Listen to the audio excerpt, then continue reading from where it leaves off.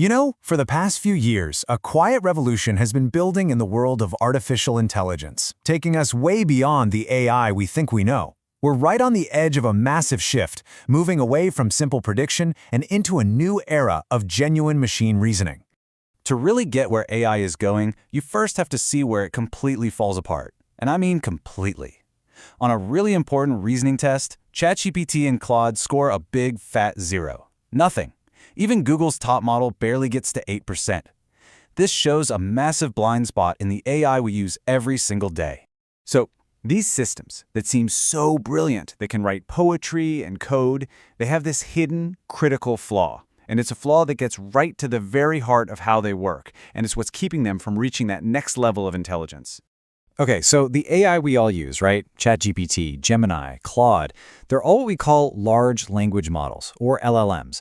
And honestly, the best way to think about them is as a kind of super smart autocomplete on steroids.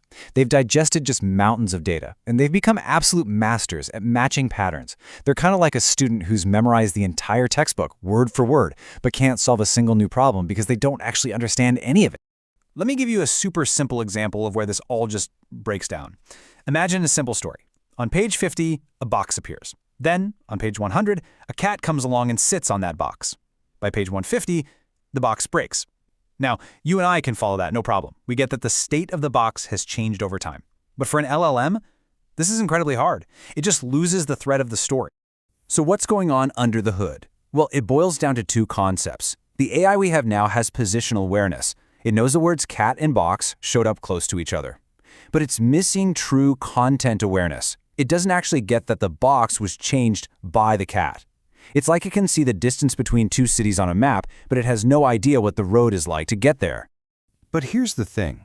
While we've all been focused on these LLMs, a totally new kind of model has been coming up to solve this exact problem, large reasoning models, or LRMs. And they work on a completely different principle. Think of it like this. An LLM is like a speed chess player. It's all about instant pattern recognition from seeing millions of games. It just reacts. But an LRM, that's your chess grandmaster.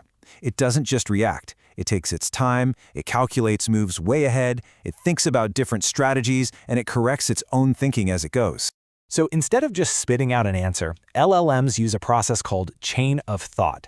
They generate these long streams of internal logic. We're talking thousands of words sometimes to just work through a problem.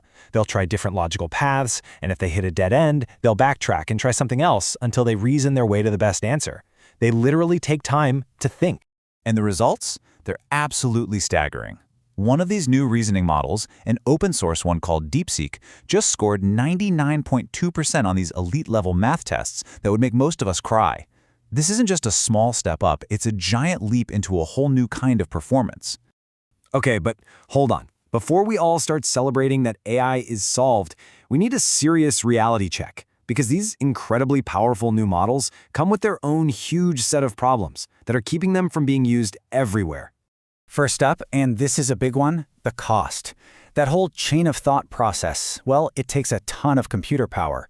To get just a single, complex answer from one of OpenAI's top reasoning models could cost you up to $200. Yeah, for a super high-stakes problem like a medical diagnosis, maybe that's worth it. But for everyday stuff, no way. And then there's the other side of that coin. Even with all that power, on a brand new test designed for real, abstract reasoning, guess what? Even the best LLMs are only hitting around 8%. Humans, on the other hand, get it right almost every single time. We are still a long, long way from some kind of general AI. So the roadblocks here are pretty huge, right? The costs are just insane. The performance is incredibly slow. So slow, you literally have to redesign apps just to deal with it. And maybe most important, the old playbook of just making the models bigger and throwing more data at them, it's not working anymore. We've hit a wall, which is forcing the whole industry to find a totally new way forward. So the path forward isn't about throwing out the old models for the new ones. It's about creating a hybrid, taking the absolute best of both worlds to build something that's way more capable than either one could be on its own. The most exciting stuff is happening where two different fields are smashing into each other. You've got deep learning. That's the tech behind LLMs that gives them that pattern-matching gut instinct. And then you've got something called program synthesis, which is all about generating cold, hard, logical code. You combine the two, and suddenly you have an AI that can both feel its way through a problem and think its way through it. And all of this is getting a massive boost from incredible breakthroughs in hardware. There's a full-on arms race happening right now to build hyper-efficient new servers and next-gen AI chips that are just ridiculously faster and more efficient, making these reasoning models way more practical.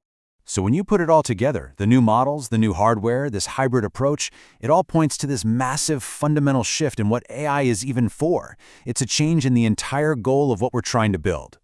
For years, the whole point of AI was just to predict the next word in a sentence. That's the LLM era. The new goal, the goal for these reasoning models, is to predict the next concept, the next logical step in an argument. It's a completely different game, and it's infinitely more powerful. At the end of the day, we're not replacing one kind of AI with another. We're adding a powerful, specialized new tool to the toolbox. For the quick, cheap, everyday stuff, the models we have now are still perfect. But for the really tough problems in science, in research, in analysis, we now have a whole new class of thinkers. So the real question isn't about which AI is better. It's about what becomes possible now that we have both.